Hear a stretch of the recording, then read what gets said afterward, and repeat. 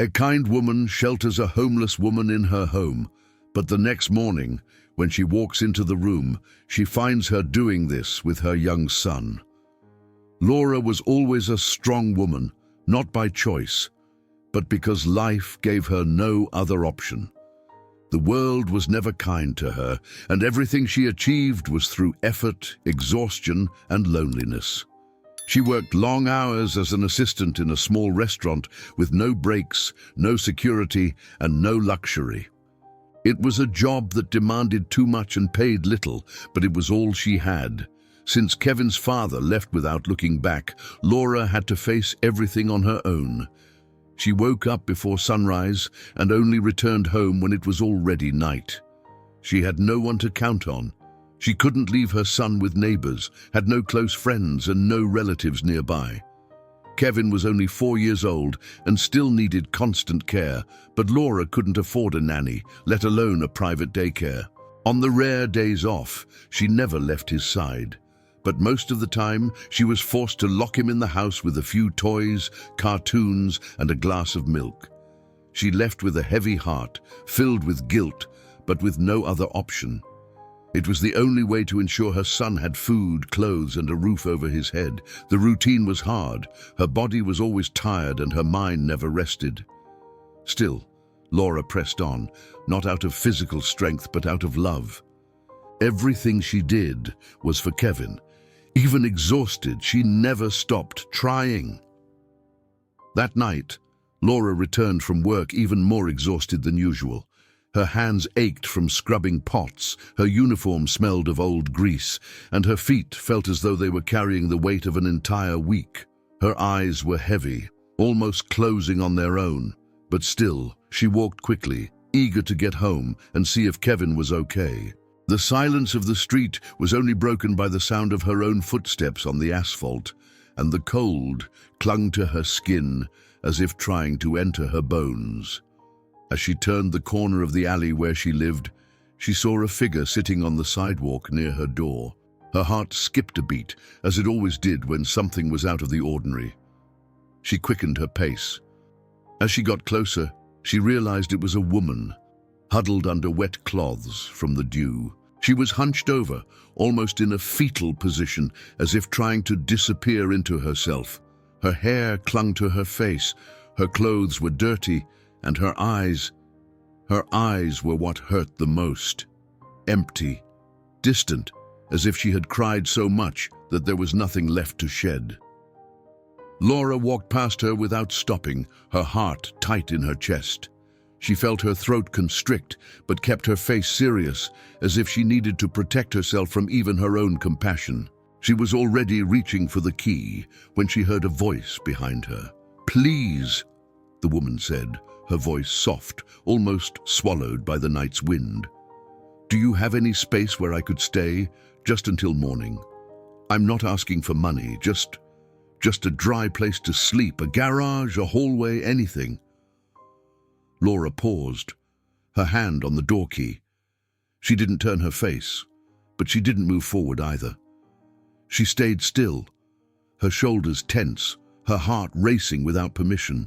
The woman's tone wasn't forceful, it was pleading with the little she had left. "It doesn't have to be a bed or a couch. It could be on the floor, in a corner, just so I don't have to sleep in the street again. I'll leave early in the morning before the sun rises. You won't even notice I was here." Laura took a deep breath. She thought about Kevin. She thought about her home. She thought about the fear that came with any risk. "I'm sorry," Laura said, her voice low. "I can't." The woman lowered her eyes but kept trying. "Miss, I just need a little shelter just for tonight. I swear I won't touch anything, I won't say anything, I won't even move. I just want to not sleep soaked again. I don't want to cause trouble, really." "I understand," Laura replied, her jaw tight. "But I don't know you. I have a little boy inside. I can't just open my door like that. Not even a corner? I'll sleep in the kitchen on the floor. Don't even need a blanket. I just want to close my eyes without worrying about the rain, just for once. I have nowhere else to go. I have no one else." "You don't understand," Laura said, now turning slightly. "It's not about you. I'm tired. I'm scared. I'm trying to keep my son safe. I just want to go home and have peace, and I can't risk that." The woman nodded, her eyes watery but firm. "Okay. I'm sorry. It was just a hope. But I understand. I'm used to it." Laura stood there for another second. Then she opened the door, walked in, and closed it. Inside the house, she dropped her bag on the couch with a sigh, trying to swallow the tightness in her chest. She repeated to herself, "I can't help everyone. I can't risk my son. I can't allow myself to trust someone I don't know." Then the rain began, first lightly like a timid warning. Then it thickened. The drops hit the roof with force, as if the sky had opened all the floodgates at once. Laura went to the window, slowly pulled the curtain, and looked outside. The woman was still there, sitting motionless, letting the rain run down her face without lifting her head, without seeking shelter, as if she no longer tried to avoid the pain. Laura closed her eyes. That tore something inside her. She felt a knot in her stomach, a tightness that was no longer guilt, but pain. Pain from seeing herself in her, in another form. Pain from imagining Kevin in that situation if one day everything was gone. And before she could think too much, she went back to the door and turned the handle. "Hey, miss, come in," Laura said, her voice firm but low. The woman slowly raised her face. She didn't say anything. She just stood up, soaked from head to toe, and entered without looking Laura in the eyes. She passed her in silence, as if fearing being sent away at any moment. "Go straight to the bathroom, to the left," Laura said. "There's a towel there. Dry yourself. I'll get you something to eat after." The woman nodded almost imperceptibly and walked down the hallway, leaving wet marks on the floor. Laura sighed, grabbed a cloth, and started drying what she could while looking at the couch, already wondering where she would place the blankets. A little while later, the woman returned, still in her wet clothes, but now dry inside, with the towel clutched in her hands like a shield. "Are you hungry?" Laura asked.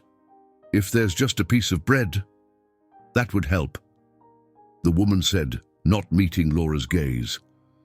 Laura went to the kitchen, opened the cabinet and took what she had: a little rice left over from Kevin's lunch, 2 eggs, and a piece of bread that was already a little stale. Heating them on the stove made the smell fill the house, a simple but welcoming smell. She served the plate, placed a glass of water next to it, and pointed to the table.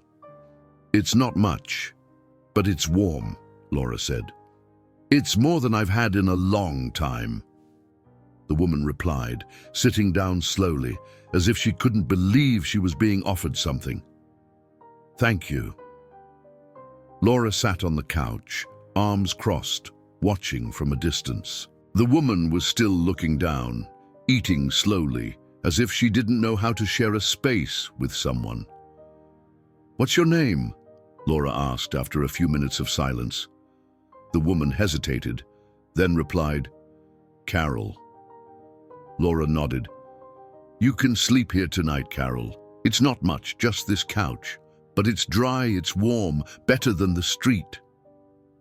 Carol stopped eating, lowered her gaze and whispered, "I don't know how to thank you." "You don't need to thank me. Just sleep. Tomorrow, we'll figure out what to do." She didn't answer. She just finished eating, took the plate to the sink, and settled on the couch as if she was entering sacred territory. Laura brought 2 blankets, folded an old pillow, and placed it there for her. "Good night," Laura said. "Good night," Carol replied, her eyes already closing. That night, Laura took a long time to sleep. She lay there thinking about everything, thinking about what she had done, the risk, the strange woman now sleeping on the couch, the look on her face filled with something more than just exhaustion, loss. She also thought about Kevin and what he would say if he woke up and saw another person there. Deep down there was fear, but there was also something stronger, empathy. She had recognized a pain in that woman that was similar to hers, an exhaustion that couldn't be cured by sleep. And for the first time in a long time, she didn't feel so alone in the world. The next morning, before the first ray of sun touched the sky, Laura was jolted out of her sleep by a loud, unexpected sound. A scream, high, insistent, coming from Kevin's room. Her heart jumped in her chest as if someone had pulled a trigger. She sat up quickly, her eyes wide, her body still confused by the sudden rush to wake up. For a second, she didn't know what was happening, but then she remembered. The woman, the stranger she had let sleep on the couch. She jumped out of bed and ran down the dark hallway, her heavy footsteps and growing fear with every step. The scream repeated louder. Something inside her screamed that it was wrong, that something could have happened, that she shouldn't have opened that door. When she reached Kevin's door, she shoved it open with force, without thinking, her heart already in her throat. But what she saw stopped her in her tracks. The woman was kneeling on the floor, holding Kevin in her arms, spinning him in the air like he was an airplane. The boy was screaming, yes, but from joy. He was laughing so loud that the sound seemed to fill the whole room. The woman laughed with him, her eyes squinting in a real smile, one of those that break the stiffness of a face. They were so immersed in their play that they didn't even notice the door being opened violently. Kevin was the first to see his mother. He pointed, still laughing. "Mom!" he shouted, still in the air. "She's funny. She plays like you used to when I was little." The woman carefully lowered him, finally noticing Laura standing in the doorway, pale, breathing hard. "I'm sorry," she said, quickly standing up. "He woke up early, saw me in the living room, came to me and asked to play. I just wanted to keep him company. He seemed so alone." Laura still couldn't speak. The shock was still heavy, but relief was beginning to push the fear away. Are you okay, Kevin?" she asked, her voice trembling. "Yes, Mom," the boy said, running to her. "She made an airplane, just like you did when I was younger." Laura picked him up in her arms, squeezing him tight, more for herself than for him. Then she looked at the woman who was standing, but with her head down, as if expecting to be sent away at any moment. "I'm sorry," the woman said. "I shouldn't have gone into the room. He just seemed so needy. I just wanted to help." Laura took a deep breath, still confused by the flood of emotions. "Come to the kitchen, both of you," she said. "I'll make coffee." The woman hesitated but followed in silence. In the kitchen, Laura placed the kettle on the stove, grabbed 3 cups, and started preparing bread with butter. It was all she had. The warm smell began to fill the space, and for a moment everything seemed almost normal. Kevin sat at the table, smiling, still excited from the play. "You're good with kids," Laura said, finally breaking the silence. "I used to be a mother," the woman said in a low but firm voice. Laura stopped for a second, staring at her. Carol continued, without anyone pressuring her. "My son was almost the same age as Kevin. He was small, curious, asked questions all day long, a boy full of life. His name was Scott." Laura sat down slowly. Kevin was playing with a piece of bread, unaware of the weight of the conversation. "What happened to him?" Laura asked, almost in a whisper. Carol took a deep breath. The answer didn't come immediately. She looked at the wall as if she needed to cross through a memory before finding the words. "He got sick, one of those illnesses that start slowly, first fever, then fatigue, then pain.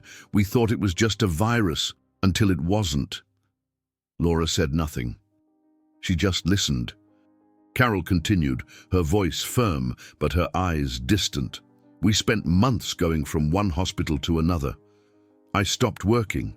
I lived for him. Hospitalizations, tests, doctors saying things I didn't understand. In the end, they said there was nothing more to be done. I stayed with him until the last day." Kevin stopped playing. He looked at Carol with silent curiosity, as if sensing that this story was no game.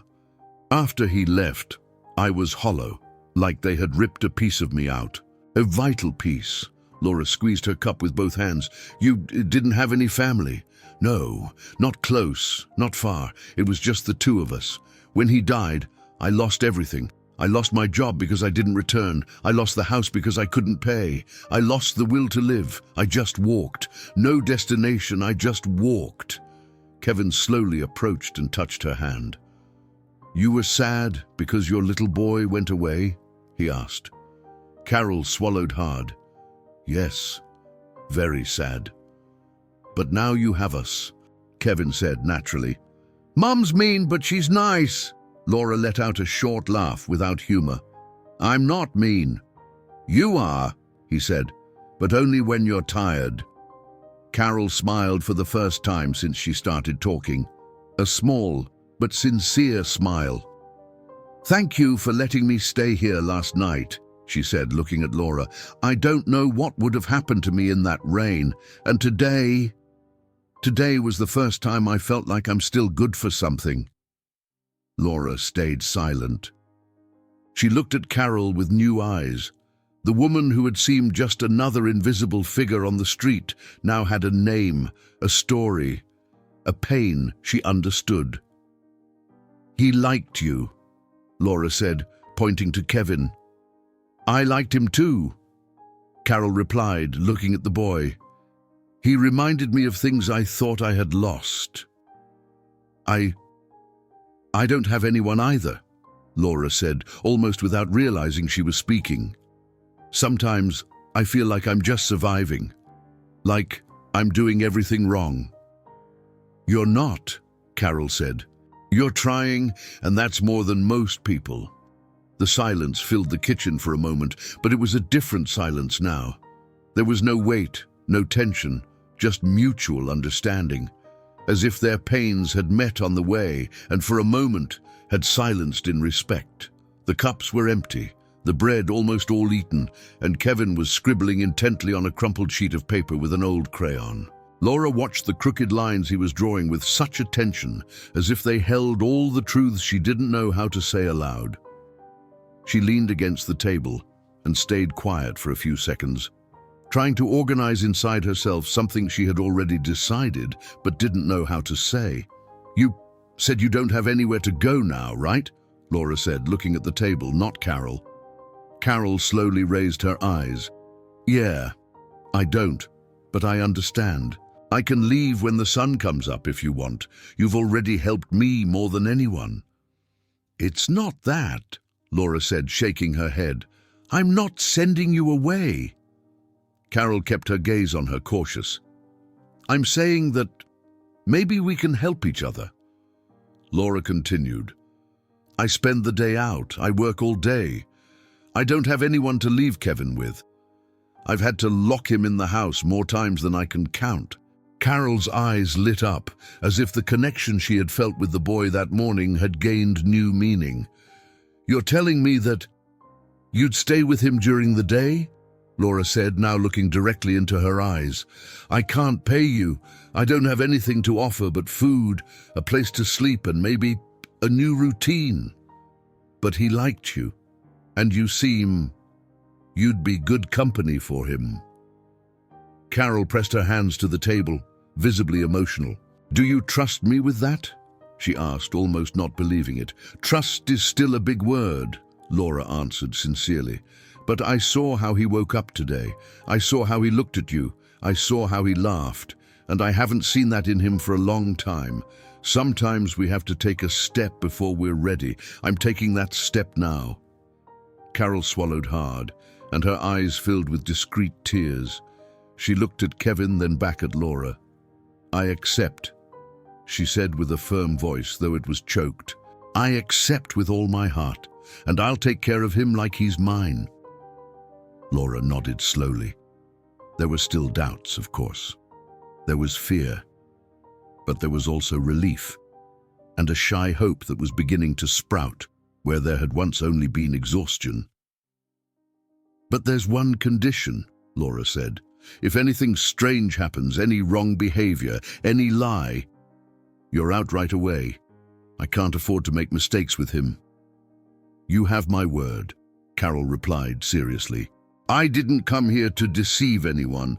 I just didn't know where I belonged in this world anymore. And today, for a few minutes, I felt like maybe I still belong somewhere." Laura didn't answer. She just stood up, took the cups off the table and went to the sink. While she washed the dishes, a faint light began to enter through the kitchen window. The day was beginning, but it was more than that. It was the beginning of something different. Kevin continued scribbling, now softly singing an invented song. Carol watched him, smiling with tenderness, and Laura, with her back turned, took a deep breath. For the first time in a long time, it wasn't suffocation. It was relief. The following days passed with a strange calmness for someone used to chaos. Laura still woke up early, before the sun, but now there was less urgency in her movements. Carol's presence brought a pause, a breath in the midst of the daily rush. On the first morning she left home and left Kevin with her, she felt her stomach twist with fear, her head full of questions she couldn't answer. But when she returned, she found the two of them sitting on the living room floor, surrounded by improvised toys, colored papers, and the smell of food in the air. Kevin ran to her arms as he always did, but he wasn't anxious or restless. He was calm, happy, and that was enough. "Did he eat well?" Laura asked that night, taking off her shoes. "He ate everything," Carol replied, cleaning the table, "and asked for more fruit afterward. We watched cartoons for a while, then we drew. I put him to bed just before you came home. He was calm all day. He was. He asked for you 3 times, but when I told him you'd be back soon, he believed it right away." Laura nodded, keeping her thoughts to herself. It was strange to trust, but it was even stranger to realize that maybe she had never had this peace before. As the weeks went by, this new routine became solid. Laura left for work, now without the suffocating guilt in her chest. She knew Kevin was well cared for. She knew the house wasn't empty. And she knew that Carol wasn't there out of obligation, but for something greater. Maybe for a second chance. Maybe for something she herself couldn't name. Kevin blossomed. He started laughing more, talking more, inventing stories, running around the house with the energy only those who are safe can have. He immediately grew fond of Carol, as if his small heart recognized something essential in her, and she, in turn, seemed to reconnect with life through him. "Did you know he gives names to his toys?" Carol commented one day while they were preparing dinner together. "I know, but now he gives them surnames too," Laura asked, laughing. "Yes, yesterday the bear was called Bartolomeo das Nuvens." "My God," Laura said, "this kid is going to give me trouble. Or he's going to write books," Carol said. "Or make movies. He has the whole world in his head." Laura looked at her, smiling with silent gratitude. Over time, what had started as an improvised arrangement became an agreement. Laura managed to reorganize her finances, something that had once seemed impossible. And with the little that was left at the end of the month, she began giving Carol a symbolic amount. "It's not much," Laura said, handing her the first amount. "But it's all I can offer for now. It's more than I ever expected to receive from anyone in this life," Carol replied, moved. "It's the least. You're helping me breathe." With Kevin well cared for and the house in order, Laura began to think of herself for the first time in years. She spent the late afternoons looking for courses. She found a free one in customer service at a community school. She left the restaurant and went straight to class, while Carol stayed with Kevin and prepared dinner. She came home exhausted, but with a different kind of tiredness, a tiredness that brought hope. "You'll get something better," Carol said one night when she saw Laura studying at the kitchen table. "I hope so," Laura said, "because I don't want to just live to survive anymore." "You've already started to live. You just haven't realized it yet." The months passed. Laura finished the course, and with the help of a classmate, she got a job as a receptionist at a small office. The salary was better, the hours lighter, and the environment more human. She came home earlier, could pick up Kevin at the neighborhood park, and began rediscovering the joy of simply being present. Today, Kevin showed me his drawing and said it was our family, Carol said, smiling shyly. What was in the drawing? You, him, and me, with a huge sun behind, and his name at the top, House of Love. Laura laughed, her eyes shining. This little boy is going to dismantle me one of these days. He already dismantles me every day, Carol said. Kevin, more and more talkative, was always attached to Carol. He called for her when he woke up, asked for help to play, wanted her to watch everything he did. And Carol responded with a patience that seemed endless, with eyes always full of care and a tone of voice that welcomed even silence. Laura came home to find the table set, Kevin clean and happy, the house at peace. On weekends, the three of them made lunch together, sat on the living room floor, and laughed at simple things. Carol had started smiling again, in a real way, and Laura had started breathing with ease again. Kevin, surrounded by affection, grew up in security. Do you think about leaving one day? Laura asked one afternoon. No, Carol said, looking at Kevin playing in the yard. This is the closest I've ever been to home since I lost everything. Then stay, Laura said. This is your place too. And so she stayed. Carol became part of the routine, of the house's smell, of the laughter at lunchtime. The pain she carried didn't go away, but it found a corner where it hurt less, where she could share, where she was no longer invisible. Sometimes, at night, Carol would watch Kevin sleep. He reminds me so much of Scott, she confessed one time. But not in a sad way, in a beautiful way, as if a part of him had come back just to remind me that I'm still capable of loving. Laura hugged her without saying anything. She knew there was nothing to say, and sometimes silence was the greatest gesture. Kevin grew, and with him grew the bond between the three of them. Scars didn't disappear, but now they were surrounded by other marks, of affection, of care, of new beginnings. What started with an open door in the rain became a new home, where hope entered quietly, sat at the table and stayed. And Laura, who once only lived to avoid falling, now walked with firm steps, knowing she was no longer alone, knowing that, in that forgotten corner of the world, three lives had met, cared for each other, and rebuilt. Because sometimes all someone needs to be reborn is to be seen and to be welcomed. If you enjoyed this story, don't forget to subscribe to the channel, leave a comment, give it a like, and activate the notification bell so you don't miss any of our upcoming videos. See you in the next story.